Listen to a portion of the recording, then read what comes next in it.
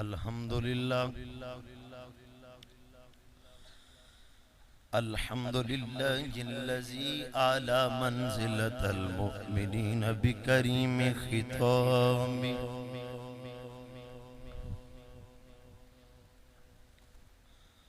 ورفع درجة العالمين بمعاني كتاب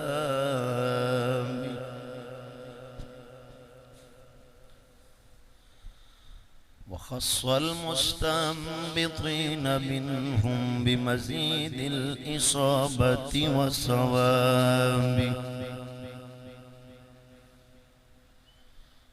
والصلاة والسلام على محمد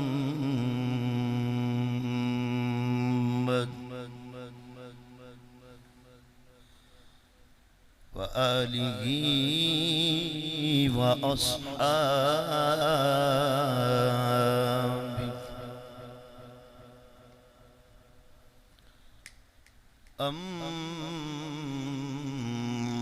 أما بعد فأعوذ بالله من الشيطان الرجيم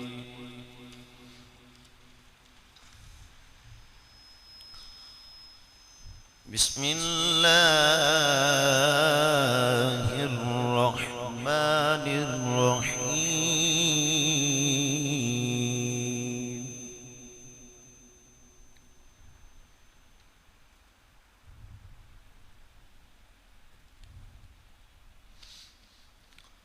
لقد رضي الله عن المؤمنين إذ يبايعونك تحت الشجرة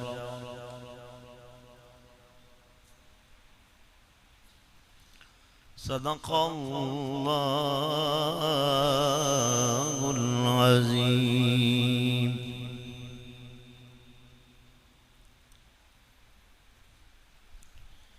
لي خمسة أطفئ بها حر الوباء الحاتمة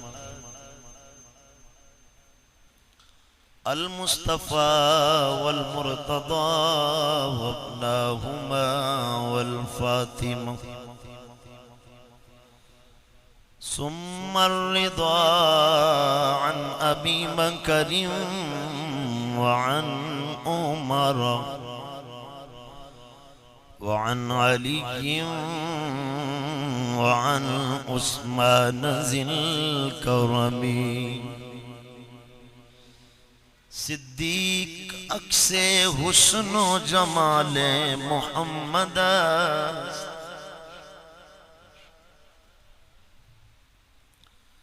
صدیق عکس حسن جمال محمد فاروق ذل جاہ و جلال محمد عثمان ضیائے شمع کمال محمد حیدر بہار باغ خصال محمد اسلام ما اطاعت خلفاء راشدین ایمان ما محمد و آل محمد فقد قال اللہ تبارک و تعالی فی شان حبیبہ صلی اللہ علیہ وسلم مخبرا وآمرا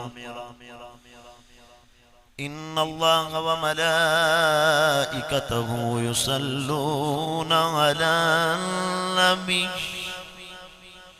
یا ایہا الذین آمنوا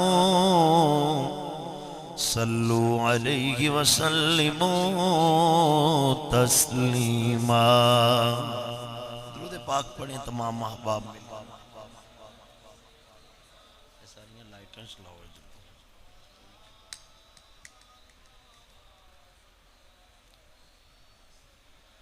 اللہ سے کیا پیار ہے عثمان غنی کا اللہ سے کیا پیار ہے، عثمان غنی کا محبوب خدا یار ہے، عثمان غنی کا محبوب خدا یار ہے، عثمان غنی کا رنگین وہ رخسار ہے، عثمان غنی کا بلبل گلزار ہے، عثمان غنی کا بیمار ہے جس کو نہیں آزار محبت، اچھا ہے جو بیمار ہے عثمان غنی کا، اچھا ہے جو بیمار ہے عثمان غنی کا، رک جائیں میرے کام حسن ہو نہیں سکتا، رک جائیں میرے کام حسن ہو نہیں سکتا، فیضان مددگار ہے عثمان غنی کا، فیضان مددگار ہے عثمان غنی کا، محبوب خدا یار ہے عثمان غنی کا۔ رب ذوالجلال کی حمد اور ثنا کے بعد لاتعداد اور بے حساب درود و سلام بحضور سید عالم نور مجسم جناب حضرت محمد مصطفیٰ صلی اللہ علیہ وآلہ وسلم آقا کریم کی مقدس اور مبارک بارگاہ عالیہ میں درود و سلام وہدیہ منقبت باحضور داماد رسول خالو حسنین امیر المؤمنین امام المتقین تاجدار حیا جامع القرآن کان ایمان ابو عبداللہ سیدنا عثمان بن عفان رضی اللہ تعالی عنہ آپ کی مقدس بارگاہ میں ہدیہ منقبت کے چند اشعار امام اہل سنت مولانا حسن رضا خان علیہ رحمت الرضوان آپ کی قلم سے نوشتہ جو الفاظ تھے وہ منقبت کی صورت میں پڑھنے کے بعد عالی مرتبت عالی وقار تس کو احتشام کے قابل حاضرین و سامعین گرامی قدر احباب، چونکہ ماہ ذوالحج شریف میں کئی ایک یادگار حوالے منسوب ہیں اس ماہ مقدس کے ساتھ، کیونکہ آگے ماہ محرم الحرام شریف کی بھی آمد ہے۔ اس ماہ مبارک میں 18 ذوالحج شریف کو امیر المؤمنین جناب عثمان غنی رضی اللہ عنہ آپ کا یوم شہادت ہے۔ آپ کی بارگاہ عالیہ میں نذرانہ عقیدت و محبت پیش کرنے کے لیے آج میں نے آپ ہی کے موضوع کو موضوع سخن بنایا ہے، اور اسی ماہ مبارک کی آخری تاریخ یعنی یکم محرم الحرام شریف کو امیر المؤمنین جناب سیدنا عمر بن خطاب رضی اللہ تعالی عنہ آپ کا ذکر مبارک، آپ کا یوم شہادت ہے، تو وہ بھی ذکر انتہائی ضروری ہے۔ اس لیے میں نے جناب ابراہیم علیہ السلام کے ذکر پر وقف کر دیا اور آج اس موضوع کو شروع کرنا چاہتا ہوں، جو اگلے جمعے میں حضرت سیدنا عثمان غنی کی شہادت اور اس شہادت کے اسباب اور بنو امیہ پر جو مطاعن کیے جاتے ہیں، وہ کچھ سوالات اور جوابات کی صورت میں محدثین کے مترشحات آپ تک پہنچانے کی میں کوشش کروں گا انشاءاللہ حضور کریم کے صدقہ پاک سے۔ آج اس بات سے میں آغاز کر رہا ہوں، حضرت سیدنا عثمان غنی رضی اللہ تعالی عنہ آپ رشتے میں نبی پاک صلی اللہ علیہ وسلم کے بھانجے لگتے ہیں۔ اونچی محبت سے کہیے ذرا سبحان اللہ۔ بھانجے بڑے پیارے ہوتے ہیں، تو آپ کو تو بڑے شوق سے کہنا چاہیے تھا سبحان اللہ۔ ایک بات اور یاد کریں، ضروری ہیں یہ باتیں، نوجوان لکھا کریں ان باتوں۔ حضرت عثمان غنی آپ کے نسب میں 5ویں جگہ ایک نام آتا ہے عبد مناف۔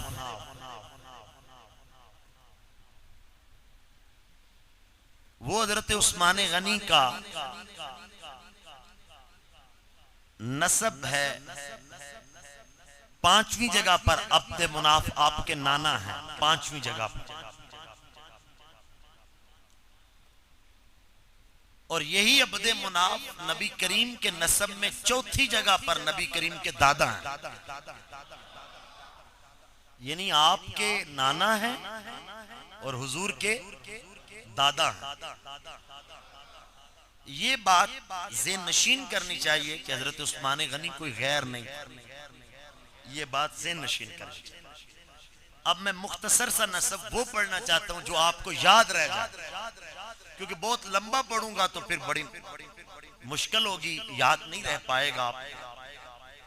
اور میں ملک بہادر صاحب کا بہت شکریہ ادا کرتا ہوں جنہوں نے اتنا خوبصورت قرآن کریم کا یہ تحفہ، سب سے بڑی دولت ہے ہی قرآن پاک، پھر اسے سجا دیا جائے، بنا دیا جائے اور اتنا خوبصورت سجا دیا جائے، پھر جمعے کے دوران پیش کیا جائے۔ یقیناً جب میں مطالعہ کیا کروں گا تو اسی قرآن پاک سے ضرور پڑھا کروں گا۔ اللہ تعالیٰ ان کی محبت کو قبول و منظور فرمائے، اللہ کریم ان کی نیک حاجتوں کو قبول فرمائے، اور یہ بڑے عاشق رسول ہیں، اللہ ان کے عشق رسول میں اور برکتیں عطا فرمائے۔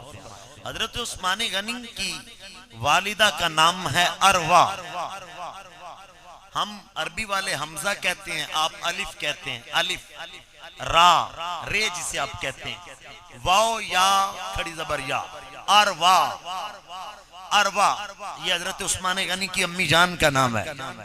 اروا یہ بیٹی ہیں کریس کی، اروا بنت کریس، کاف رے یہ زے، کریس، اروا بنت کریس، یہ اروا بیٹی ہیں کریس کی، اور کریس یہ ہیں شوہر جناب ام حکیم بیضا کے، جناب ام حکیم بیضا کے۔ ام حکیم بیضا یہ بیٹی ہیں جناب عبد المطلب کی، اور بہن ہیں نبی کے باپ جناب عبداللہ کی، اور علی کے باپ جناب ابو طالب۔ یہ ام حکیم بیضا یہ مولا علی کی بھی پھپھو لگتی ہیں اور رسول اللہ کی بھی پھپھو لگتی ہیں۔ محبت سے کہیں ذرا سبحان اللہ۔ ایک جملہ اور بڑا قیمتی جو میں آپ تک پہنچانا چاہتا ہوں، یہ درے نایاب ہے، غور سے سنیے گا اور یہ محنت کے ساتھ حاصل کریں تو پھر حاصل ہوتا ہے۔ نبی کریم کے والد گرامی جناب سیدنا عبداللہ رضی اللہ عنہ اور جناب ام حکیم بیدا، یہ دونوں بہن بھائی جڑواں ہیں۔ یہ بڑی اہم بات۔ تو جناب عثمان غنی کی نانی اور نبی کریم کی پھپھو، تو دیکھیں نا پھپھو کی بیٹی بہن لگتی ہے۔ تو حضرت ام حکیم یہ بیدا یہ ہیں نبی کریم اور علی کی پھپھو۔ اب ان کی بیٹی جو ہے جو اروا ہیں وہ جناب نبی کریم صلی اللہ علیہ وسلم کی بہن لگی۔ تو بہن پھپھی ذات بہن، کزن کزن چھوڑو، پتہ نہیں یہ کس بلا کا نام ہے کزن۔ تو یہ جو پھپھی کی بیٹی بہن لگتی ہے، جو آگے اس کا بیٹا ہے وہ آپ کا بھی تو بھانجا لگتا ہے نا۔ تو پھر عثمان غنی کوئی غیر تو نہیں ہے نا، یہ مصطفیٰ کا بھانجا لگتا ہے۔ تو پھر مصطفیٰ نے اپنی بیٹی جناب سیدہ رقیہ سلام اللہ علیہا، جناب ام کلثوم سلام اللہ علیہا، دونوں بیٹیاں غور سے ذرا سنیے، نبی کریم نے دونوں بیٹیاں کسی غیر کو نہیں دی، میرے نبی نے دونوں بیٹیاں اپنی پھپھی کی بیٹی کے بیٹے اپنے بھانجے کو، یہ کوئی غیر نہیں۔ اور ایک دن مجھے ابھی میں معذرت کہ مجھے نام ذہن سے پھر نکل گیا مطالعہ کے دوران، میں نے اسے بڑا یاد کیا نام کو، صحابی رسول جو راوی تھے حدیث پاک کے، ان کا نام نکل گیا، میں آئندہ جمعے نوٹ کر کے اسے آپ کو بتا دوں گا۔ ان کو نبی کریم صلی اللہ علیہ وسلم نے حضرت ام کلثوم اور جناب عثمان غنی کے گھر میں بھیجا۔ ذرا غور سے سنیے، آپ کی بڑی مہربانی ہوگی، نبی کریم صلی اللہ علیہ وسلم نے ان کے گھر بھیجا۔ ہمارے اوپر ایک بہت بڑا سوال کیا جاتا ہے کہ تم سارے فضائل و مناقب حضرت فاطمہ کے بیان کرتے ہو، نبی کریم کی دوسری بیٹیوں کی بیٹیاں ہوتی تو فضائل ہوتے ہیں نا، تو فضائل ہیں اگر کوئی پڑھنے والا ہو، عقل کا اندھا نہ ہو، شعور اور دانش کا اندھا نہ ہو۔ لوگوں یاد رکھنا، علم پڑھنے سے نہیں آتا، شعور سے آتا ہے، شعور سے۔ اور شعور میں ایک عین ہے، عین، وہ عین علم پہ دلالت کرتی ہے۔ اگر شعور میں سے عین کو نکال دیں تو شور رہ جاتا ہے۔ تمہارے پاس شور ہے، ہمارے پاس شعور ہے۔ آپ سبحان اللہ ہی نہیں کہتے ہیں، تیار کر کر کے بندہ رہ جاتا ہے، تھک جاتا ہے، آپ سبحان اللہ بھی نہیں کہتے۔ چلو وہ کوئی ٹھیک ہی گل ہوئے گی، چلو پھر ٹھیک ہی کہہ تسی۔ میں نے کتنی قیمتی بات کی ہے، میں نے کہا کہ علم پڑھ لینے سے نہیں آتا، نیکی ہوگی، آپ کی نیکی ہوگی، آپ بڑے پیارے ہیں، حضور کے غلام ہیں۔ آج میرے نبی پاک صلی اللہ علیہ وسلم کے داماد کا ذکر ہے، ذرا پوری محبت میں گم ہو کر کہو ذرا سبحان اللہ۔ اللہ آپ کا بھلا کرے، اللہ آپ کو جزائے خیر دے۔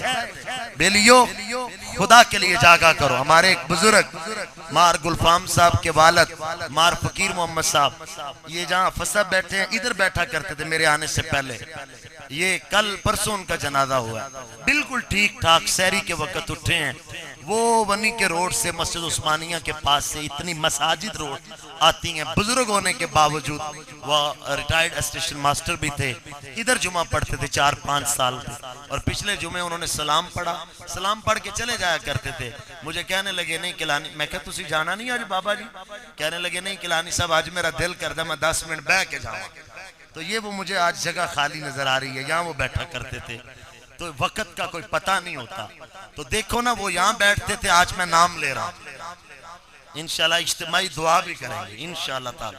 تو بیلیو بولا کرو، یہ نیکی ہے، یہ جگہ بھی یاد رکھے گی آپ کو کہ صدیقیہ مسجد میں نبی کے غلام عشق و وفا میں ڈوب کر کہتے تھے سبحان اللہ۔ میں کہہ رہا ہوں کہ علم صرف پڑھ لینے سے نہیں آتا، علم کی ایک خاص صفت ہے، جس سینسر کو علم کہا جاتا ہے اسے شعور کہتے ہیں۔ بولو اسے کیا کہتے ہیں؟ بولو یار ذرا اونچی، اسے کیا کہتے ہیں؟ شعور کہتے ہیں۔ شعور میں دوسرا لفظ ہے عین، عین۔ اگر شعور میں سے عین کو نکال دیا جائے تو شور رہتا ہے، شور۔ ارے وہ علم پڑھ کے شور کرتے ہیں، ہم شعور والے ہیں، وہ شور والے ہیں۔ اسی لیے میں کہہ رہا ہوں عثمان غنی کوئی غیر نہیں تھے، یہ نبی کریم کی پھپھی کی بیٹی کے بیٹے علی اور نبی کے بھانجے لگتے تھے۔ اگر علی کے لیے ولایت کا دریا چل سکتا ہے تو عثمان کے لیے سخاوت کا دریا نہیں چل رہا۔ یہ سارے دریا ہیں جو چل رہے ہیں۔ دیکھو نا، سچے ہونے کی صفت صحابہ میں، تمام صحابہ میں پائی جاتی ہے۔ تمام صحابہ صادق تھے، امین تھے، عادل تھے۔ میری بات کو بڑے غور سے آج سنیے گا، یہ جو تتمہ، یہ جو میں مقدمہ پڑھ رہا ہوں، یہ بڑا اہم ہے۔ تمام صحابہ سچے تھے، مگر جو اکمل ترین سچے، جن پر صداقت ناز کرتی ہے، اس ہستی کا نام ابو بکر صدیق ہے۔ تو مصطفیٰ کے علم سے شعور کی ایک نہر صداقت کو کہتے ہیں۔ اور دیکھیں نا، تمام صحابہ عادل تھے، عدل والے تھے، بڑی عادل تھے، مگر جس پر عدل ناز کرتا ہے وہ ہستی جناب عمر فاروق کی تھی۔ یہ مصطفیٰ کے علم سے شعور کی دوسری نہر عدل کے ساتھ جو چلی، اسے عمر فاروق کہتے ہیں۔ اور جس ہستی کو عثمان کہتے ہیں، اسے صاحب حیا بھی کہتے ہیں، صاحب عطا بھی کہتے ہیں، صاحب وفا بھی کہتے ہیں۔ کان حیا و سخا جامع القرآن جناب سیدنا عثمان غنی ان پر سخاوت ناز کرتی ہے۔ اب تمام صحابہ بہادر ہیں، بہادری کے جوہر، یہ جو جوہر والا عنصر ہے، یہ تمام صحابہ میں بوجہ عدم پایا جاتا ہے، مگر جس پر شجاعت ناز کرتی ہے اس کو مولا اللہ۔ اونچی بولے سارے عوام۔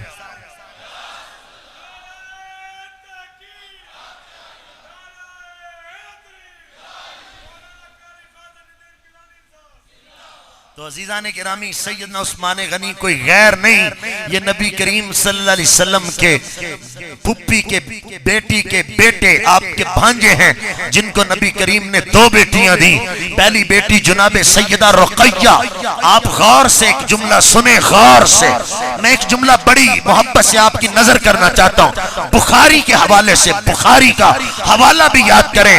حضرت رقیہ بیمار تھی، جب نبی کریم 313 صحابہ کو لے کر بدر کے میدان میں گئے، بدر کی نصرت اور فتح اور کامیابی کا تاج پہن کر جب رسول اللہ مدینے میں داخل ہو رہے تھے، حضرت رقیہ کی تدفین ہو رہی تھی، مٹی قبر پر ڈالی جا رہی تھی، مگر جب مسجد نبوی میں بدر کے حاضرین کے رجسٹر پر حاضری لگی، سنیے ذرا، جاگیے گا، بدر کے رجسٹر پر جب حاضری لگی تو پہلا نام ابو بکر صدیق کا تھا، دوسرا عمر فاروق کا تھا، بغیر حاضری دیے غیر حاضر تیسرا نام عثمان غنی کا تھا۔ مگر میں ایک جملہ کہنا چاہتا ہوں، اگر آپ جاگتے ہوں، کسی سکول میں، کسی کالج میں کوئی پروفیسر غیر حاضر کو حاضری میں داخل کرے تو جرم ہوتا ہے، جرم ہوتا ہے۔ غیر حاضر کو مصطفیٰ بدر کے رجسٹر میں حاضر کرے، یہ جرم نہیں، یہ کرم ہے، یہ کرم ہے، رسول اللہ کا کرم۔ حضرت عثمان غنی کو حصہ دیا گیا، اونچی کہیں سبحان اللہ۔ اللہ تھوڑی خیر کرے گا، میرے نبی دے داماد آستے عشق نل بولو ذرا، محبت نل آکھو سبحان اللہ۔ حصہ ملیا، کون؟ عثمان غنی۔ یہ حدیث پاک آج میں جو پڑھ رہا ہوں، یہ میں پہلی بار بیان کر رہا ہوں۔ آپ وسیع المطالعہ لوگ ہیں، وسیع ظرف رکھتے ہیں علوم کا اور دانش کا، فہم و ادراک آپ کا کافی وسعت پر مبنی ہے۔ میں پہلی بار پڑھ رہا ہوں، نور الابصار کا حوالہ ہے، نور الابصار کے مصنف کا نام ہے علامہ مومن شبلن جی۔ میرے پاس یہ قاہرہ کی چھپی ہوئی جنوری 1952 کا ایڈیشن میرے پاس یہ کتاب موجود ہے۔ حضرت ابو سعید خدری رضی اللہ عنہ کہتے ہیں، آپ فرماتے ہیں، میں ایک دن عشاء کی نماز پڑھ کے رسول اللہ کے پاس بیٹھا ہوں، فجر کی نماز ہو گئی، رسول اللہ ایک ہی جملہ بولے جا رہے ہیں عشاء سے لے کے فجر تک، ایک ہی جملہ۔ یار خدا کے لیے جاگنا ذرا، رسول اللہ صلی اللہ علیہ وسلم عشاء کی نماز پڑھائی، ایک ہی جملہ بولے جا رہے ہیں، ایک ہی جملہ، کوئی دوسرا لفظ اور بولنا ہی نہیں ہے۔ ابو سعید خدری وہ حضور کیا جملہ پڑھ رہے تھے؟ آپ فرماتے ہیں وہ پڑھ رہے تھے اللہم انی رضیت ان عثمان فرد عنہ، اے اللہ میں محمد عثمان سے راضی ہو گیا ہوں، تو بھی راضی ہو۔ اور جس عثمان غنی کے لیے میرا نبی ساری ساری رات یہ دعائیں مانگے۔ نوجوانوں مزہ نہیں آیا یار تڑپ اور لگن بھی کوئی چیز ہوتی ہے، اندر کی لگن۔ اور جس عثمان غنی کے لیے میرا نبی ساری ساری رات دعائیں مانگے، ابھی بھی مزہ نہیں آیا، میں جملے اور کہنا چاہتا ہوں اس ضمن میں۔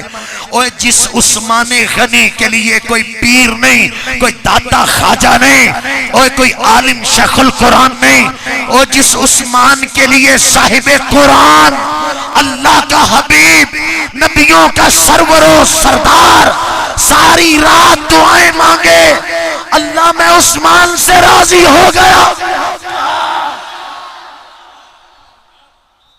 وہ 2 ٹکے کا چوڑا کہے عثمان غنی یہ تھے وہ تھے، ذات دی کوڑ کرلی چتیرہ نو جپے، کتھے عثمان واسطے دعاواں کملی والا منگے، کتھے گلیاں چوڑا پونکے، تیری کون سن دئی؟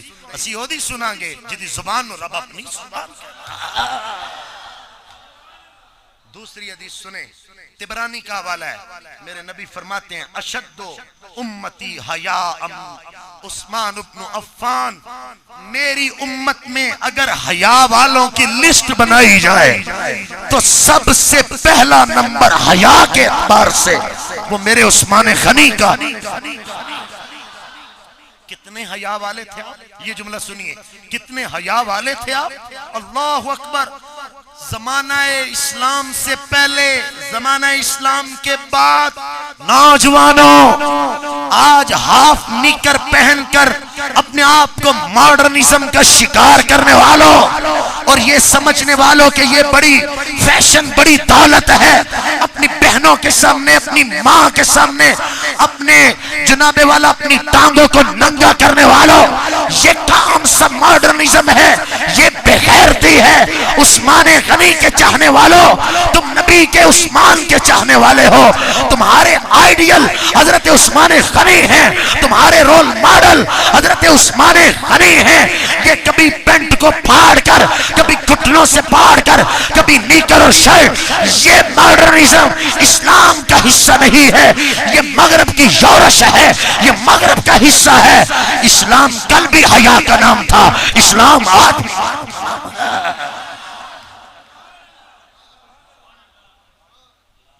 مگر آج کوئی کہنے والا نہیں، کوئی کسی کی سننے والا نہیں۔ اس نوجوان کو میں کہنا چاہتا ہوں جو اس طرح پہ زندگی گزار کے سمجھتا ہے یہ تو بدھو قسم کے لوگ ہیں، انہیں کیا پتا ہے ہم ماڈرن ہیں۔ علامہ اقبال کی روح تڑپتی اور تیرے گریبان کو پکڑ کر اقبال کہتا ہے فکر عرب کو دیکھ کے فرنگی تخیلات، اسلام کو حجاز و یمن سے نکال دو، یہ فاقہ کش، یہ فاقہ کش، یہ فاقہ کش جو موت سے ڈرتے نہیں، ذرا روح محمد ان کے بدن سے نکال دو۔ خدا کے لیے جاگو، غور کرو۔ یوں تو سید بھی ہو، مرزا بھی ہو، افغان بھی ہو، تم سبھی کچھ ہو، بتاؤ کہ مسلمان بھی۔ یہ کون آج ہمیں بتائے گا؟ آج ہماری تقریروں میں بھی لچھے رہ گئے، ٹھٹ رہ گئے، سواد رہ گئے، تربیت ختم، فکر ختم، عمل کی اہمیت اجاگر کرنا ختم۔ لوگ کہتے ہیں جی فلاں مولوی تو ڈراتا ہے، وہ اپنے باپ کی کتاب سے نہیں ڈراتا ہے۔ متقین ڈرنے والوں کو ہی کہتے ہیں، جو ڈرتا نہیں وہ سنبھلتا نہیں۔ یاد رکھیے گا مسلمانوں، نوجوانوں، آج برما کی بیٹیوں کا کیا حشر ہو رہا ہے۔ آج برما کے بچوں کو جلایا جا رہا ہے۔ آج برما کے وہ بوڑھے جو ہمارے دادوں کی عمر کے ہیں، آج وہ گلیوں، کھیتوں، کھلیانوں میں خار ہو رہے ہیں۔ ہم اپنے گھروں میں ڈش کیبل کے چینل بدل کر آرام کی نیند سو جاتے ہیں۔ یہ بے حسی مسلمانوں میں اب آئی ہے، صرف یورپ کی وجہ سے، امریکہ کی وجہ سے، انگلستان کی وجہ سے۔ کاش آج بھی تیری آنکھ میں مدینہ اور نجف کا سرما ہوتا تو تو اپنے گھر میں کیبل نہ دیکھ رہا ہوتا، مصطفیٰ کی امت کے لیے تڑپ رہا ہوتا۔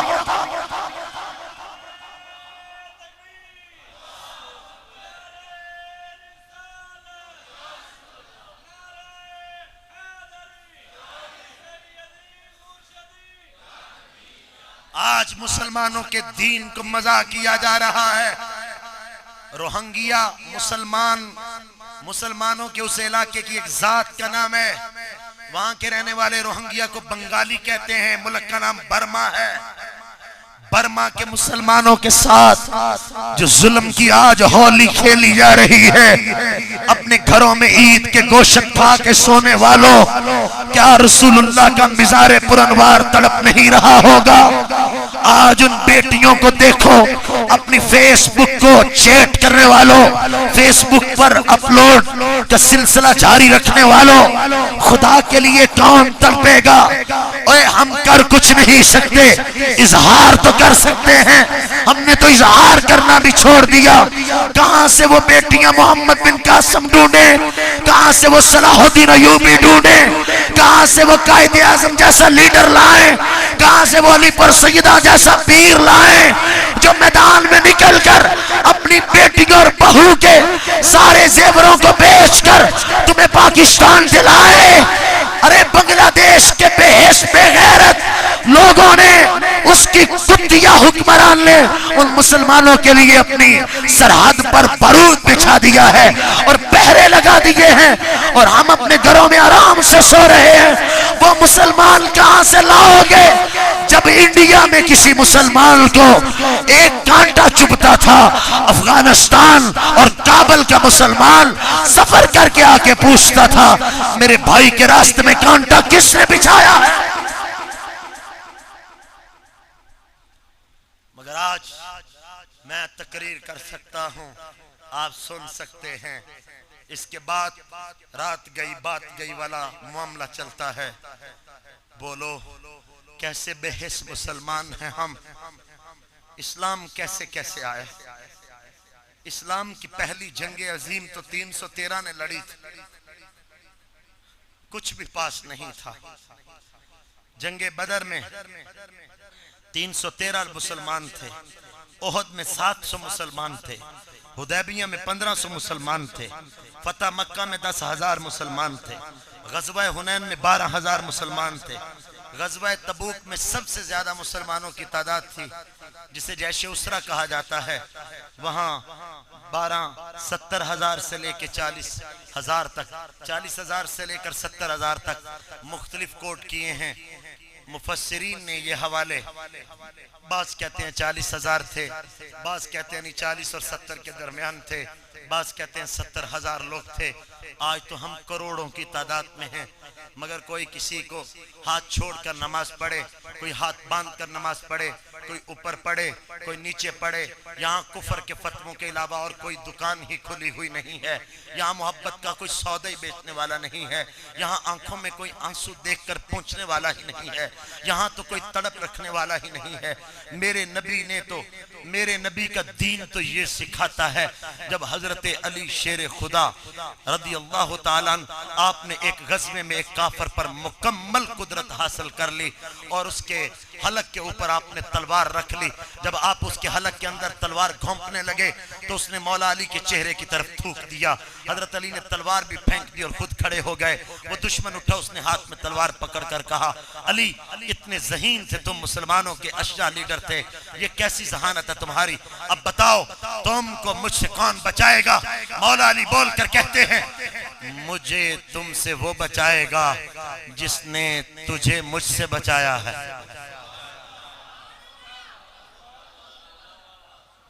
ہم تو اپنی آواز نہیں قربان کر سکتے، ہم برما کے لیے کیا تڑپیں گے، ہم برما کا درد کیا رکھیں گے؟ ہم تو ترلے کر کر کے قرآن پڑھاتے اور سنتے ہیں۔ نوجوانوں سوچنے کا وقت ہے، یہ سوچنے کی بات ہے، اسے بار بار سوچ۔ آج جس کے سامنے اس کی ماں کو جلا دیا جائے، جس کے سامنے اس کے بچوں کو جلا دیا جائے، جس کے سامنے ہمارے دادے کی عمر کے باپ جلا دیے جائیں، جن کے سروں کو ہاکیوں کے ساتھ کھیلا جائے، بدھ مت کے لوگ، ان کے پیچھے کون ہے؟ امریکہ ہے، ان کے پیچھے روس ہے، ان کے پیچھے دنیا کے یہودی عیسائی ہیں۔ مسلمانوں کی صفوں میں آج شرازہ بکھرا ہوا ہے، کوئی اتحاد نہیں ہے، کوئی پیار کی بات نہیں کرتا ہے، کوئی اکٹھے ہو کے احتجاج تک نہیں کرتا ہے، بس اپنی اپنی دکان، اپنا اپنا نام چمکانا چاہتے ہیں۔ فوٹو سیشن ہے یہ۔ میں نے اپنے کچھ علماء سے مل کر ریلی کا پلان کیا، مگر رات گئے، میں نے انہیں کہا آپ جو کرنا چاہتے ہیں کریں، میں کچھ نہیں کروں گا، کیونکہ یہ فوٹو سیشن کے علاوہ کچھ نہیں ہوگا۔ کم از کم ایک تڑپ تو پیدا ہونی چاہیے، پہلے ایک درد تو آنا چاہیے، پہلے احساس تو بیدار ہونا چاہیے، پہلے کسی کو یہ تو خبر ہو ہم کس کے لیے تڑپ رہے ہیں۔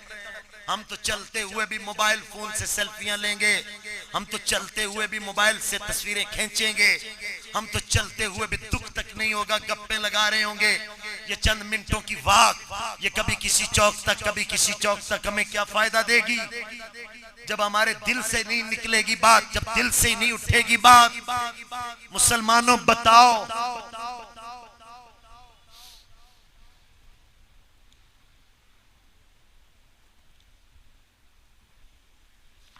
جناب موسیٰ علیہ السلام کے پاس ایک بی بی آئی، اس نے آ کر کہا موسیٰ علیہ السلام میرے بچوں کی عمر بڑی چھوٹی ہوتی ہے اور وہ مر جاتے ہیں۔ فرمایا کتنی عمر ہوتی ہے تیرے بچوں کی؟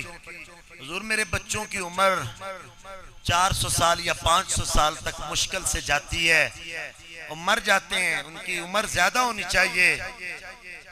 حضرت موسیٰ علیہ السلام نے فرمایا بی بی میں تجھے ایسی امت کی خبر نہ دوں جس امت کی عمر صرف 60 سے 70 سال ہوگی، 60 سے 70 سال تک جائیں گے اور ان کی ایک نیکی تیرے 400 سال سے بھاری ہوگی۔ ابھی بھی آپ نہیں کہہ سکتے تو میں کچھ نہیں کہتا آپ سے، اس نبی محتشم کی دی ہوئی شان کو سن کے کہہ دو سبحان اللہ۔ فرما بی بی تیری ایک، تیرے بیٹے کی ایک 400 سال کی عمر کے مقابلے میں 400 سال میں جتنی نیکیاں کی، اس امت کی ایک نیکی 400 سال پہ بھاری ہوگی۔ وہ عورت کہتی ہے موسیٰ علیہ السلام جی آپ امت کو چھوڑیں، یہ بتائیں وہ گھر کیسے بنائیں گے؟ آپ نے فرمایا تم سے بڑے گھر بنائیں گے، تم 400 سال میں گھر نہیں نہ بنا سکے، تم سے بڑے گھر بنائیں، اور وہ ان کے گھر پتھروں کے ہوں گے۔ روح البیان پڑھو، روح البیان قرآن کی تفسیر ہے یہ، ان کے گھر پتھروں کے ہوں گے، پتھروں کے ہوں گے ان کے گھر۔ تزئین و آرائش کے لیے کپڑے اتنے اتنے لٹکائے جائیں گے، دیواریں چھپ جائیں گی، جبکہ اس امت میں کچھ لوگ ننگے ہوں گے۔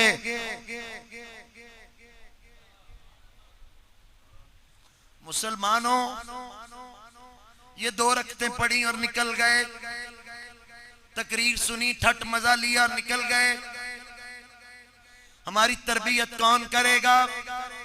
ہمیں رسول اللہ صلی اللہ علیہ وسلم کا دین کون سمجھائے گا؟ ہمارے گریبان پکڑ پکڑ کر کون جھنجھوڑے گا؟ جب بچہ کوئی برا کام کرتا ہے کوئی نہ روکے تو ماں تو پکڑ پکڑ کر جھنجھوڑتی ہے، اب تو کئی لوگوں کی مائیں بھی نہیں، کون پکڑے گا تیرے گریبان؟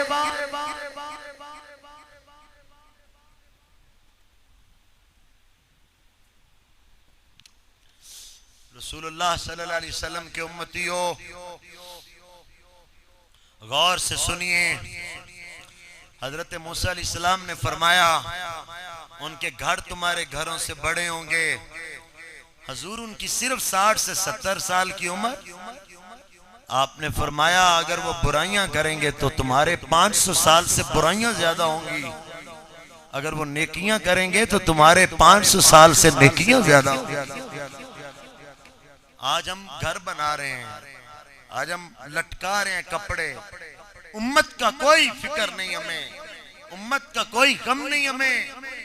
ایک جنگ میں ایک صحابی اتنے زور سے کافر پر حملہ آور ہوئے، انہوں نے اسے واصل فی النار کرنے کے بعد اس کے ہاتھوں کو کاٹنا چاہا۔ میرے نبی، یہ ہاتھوں کے اعضاء کاٹنا جنگ میں مرنے کے بعد کافروں کے، اسے مسلح کہا جاتا ہے، میم سے لام الٹتا ہا جو ہو جاتی ہے وقف کی حالت میں، مسلح کہا جاتا ہے اسے۔ رسول اللہ کھڑے ہو کر پوری جنگ کو روک دیا۔ میرے نبی نے فرمایا کسی مردے کی توہین مت کی جائے اگرچہ وہ کافر ہے، یہ دین ہے ہمارا، یہ دین ہے ہمارا۔ آج انڈیا ایڑی چوٹی کا زور لگا رہا ہے مسلمانوں کو دہشت گرد قرار دیا جائے، پاکستان کی اتنی قربانیاں ضائع کروانے کے لیے وہ اپنی ایڑی چوٹی کا زور لگا رہا ہے۔ مسلمانوں جاگو، تمہارا دین ہے۔ پوری دنیا میں کسی ملل میں ایسا قانون نہیں ہے، پوری دنیا میں کہیں ایسا آئین نہیں ہے کہ کسی مردے کی توہین نہ کی جائے، مگر مسلمانوں کے دین میں کافر مردہ بھی ہو تو اس کی توہین جائز نہیں ہے۔ ایک کافر کا جنازہ گزر رہا تھا، رسول اللہ کھڑے ہو گئے۔ سن رہے ہیں آپ بھائی، سن رہے ہیں آپ؟ یہ تعلیمات یاد رکھیں گے آپ؟ رسول اللہ نے ایک کافر کا جنازہ دیکھا، کھڑے ہو گئے۔ صحابہ عرض کرتے ہیں یا رسول اللہ یہ کافر ہے۔ فرمایا میں کافر کے لیے کھڑا نہیں ہوا، میں تو اس امر کے لیے کھڑا ہوں جو اللہ نے اس پر پورا کیا۔ مسلمانوں کیوں نہیں کہتے سبحان اللہ؟ یہ ہے رسول اللہ کا دین۔ اور میرے بھائیوں، یہ رسول اللہ کا دین ہے۔ نوجوانوں، یہ رسول اللہ کا دین ہے۔ وہ ایک کافر کا بھی جنازہ ہو تو رسول اللہ کھڑے ہوتے ہیں۔ تو ہم تو اپنے پیاروں کے جنازوں کو جو ہے نا، کسی مسلمان کو اگر جانتے ہی نہیں، ہم تو کسی کو جانتے نہیں، مردے کو تو چھوڑو، ہم تو زندوں کو بھی سلام نہیں لیتے۔ اے میرا واقف چنی میں دینا سلام نہیں لینی۔ یہ کیسا دین ہے ہمارا؟ آج ہم کیسے ہیں؟ وَإِنَا کامی مسلمانوں میں غیرتی نہ رہی، پاس مذہب نہ رہا اور دین سے الفتی نہ رہی، بلکہ کسی شاعر نے اس انداز بھی دین دا درد بیان کیتا، دین دا محبت بیان کیتا، بول کے آدھے نے دین نبی دا وانگ یتیمہ روے تے کرلا وے، اوہ کتھوں لیاواں عمر بہادر جڑا روندے نو گلنا وے۔ عزیزان گرامی، تیرا آئیڈیل اج دا کنجر نہیں ہونا چاہیے، کرکٹر نہیں ہونا چاہیے۔ برما دے مسلمان ظلم و ستم دی آندھی دا شکار، ایتھے کرکٹر دے جشن منائے جا رہے ہیں، ایتھے کرکٹ دیاں ٹکٹاں واسطے کدی کنجریاں نچ دیاں نے، کدی کنجر نچ دے نے۔ جس قوم دے اندر عید دی قربانی دا موسم آ جائے، قربانی دے جانوراں دے نال عورتاں آ کے ڈانس کرن، اللہ اکبر، توبہ توبہ استغفر اللہ، شاعر اللہ دی توہین کی جائے۔ میں زمانہ جہلیت دی گل سنانا چاہنا۔ اللہ دا قرآن پارہ نمبر 17 سورہ الحج، اللہ دے قرآن میں پڑھاتے ٹائم لگے گا، حوالہ دینا چاہنا۔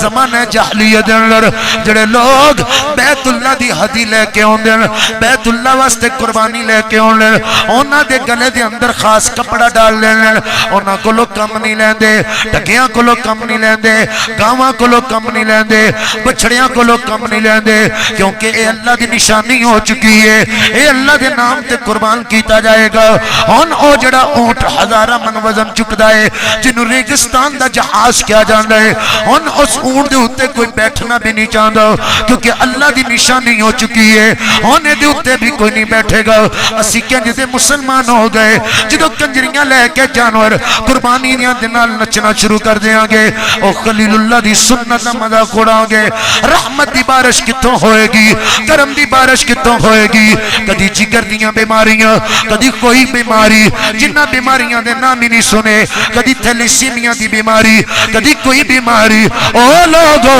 اے شوگر دا خاتمہ اج بھی ہو سکتا ہے دل دیاں مرضاں اج بھی ٹھیک ہو سکتیاں نے حضرت سلطان العارفین آپ بیان فرما دے ہیں او لوگو سلطان بہو رب انہاں نو ملدا نیتاں جنہاں دیاں اچھیاں ہو اج بھی انہاں کرکٹراں نو پیچھے کر اج انہاں کنجراں نو پیچھے کر اج انہاں کنجریاں نو پیچھے کر جڑے اپنی کمر نو بل دے کے کدی پیسیاں واسطے کچھ کر دیے کدی اپنے بال دکھا دیے کدی اپنا حسن بیچ دیے او لوگو اے وقت ڈرامے ویکھن لئی اے وقت توبہ کرن دا اے اے وقت رب کول معافی منگن دا اے اے خلیل اللہ دی سنت نو زندہ کرن والےو او نبی کریم نال محبت دے دعوے کرن والےو آؤ ذرا غور نال سنو بیت اللہ سامنے ہوئے نبی تو بغیر بیت اللہ بھی نہیں ویندے او نبی کریم نال نہ ہون عاشق تے صفا مروہ دیاں دوڑاں بھی نہیں لاندے جناب رسول اللہ صلی اللہ علیہ وسلم 6 ہجری دے موقع تے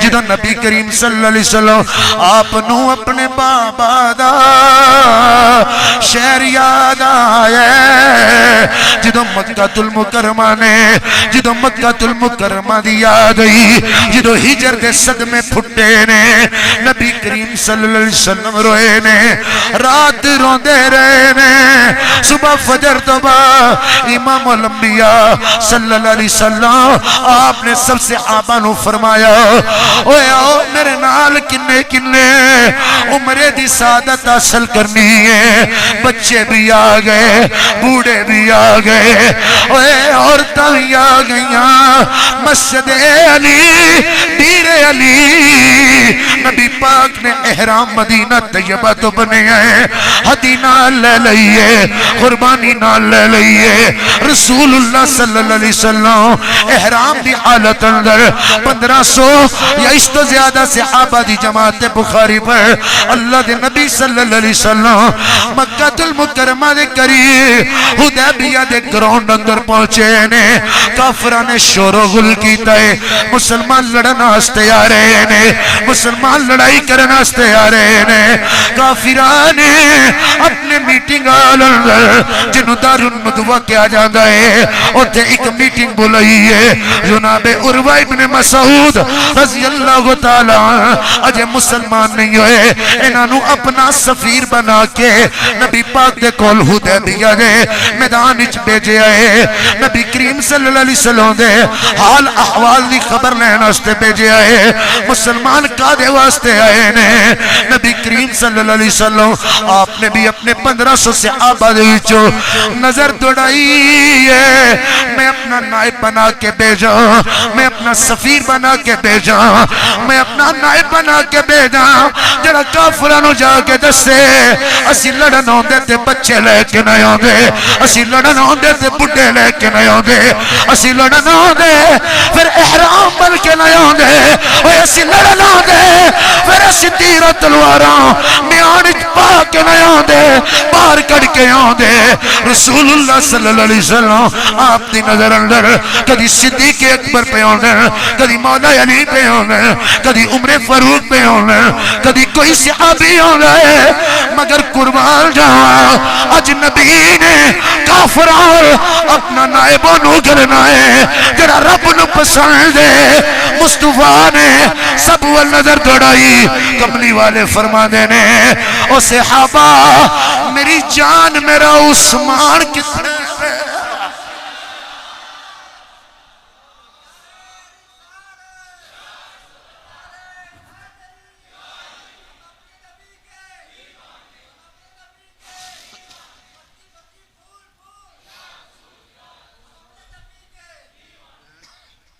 سیدنا عثمان غنی رضی اللہ تعالیٰ عنہ آپ سفیر حضور بن گئے نے، آپ نائب رسول بن گئے نے، آپ رسول اللہ دے قاصد بن گئے نے، آپ مکہ المکرمہ دے اندر گئے، او جدو بچپن دا شہر نظر آئے،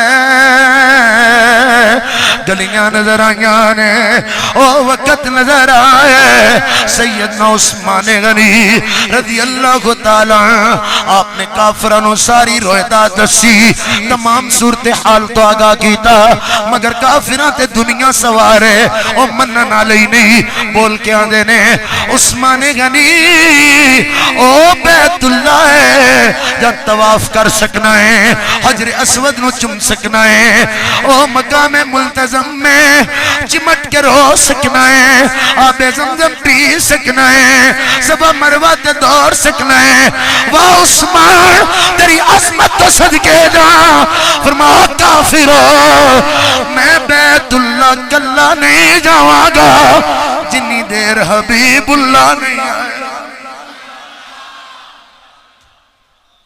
کیوں میں بیت اللہ والجاون میرے سیدی اعلیٰ حضرت عظیم البرکت مجدد دین و ملت امام اہل سنت فاتح رافضیت و نجدیت و قادیانیت، آپ نے سیدنا عثمان دا عقیدہ بیان کیتا، آپ فرما دینے عثمان بول کے آن دینے حاجی ہو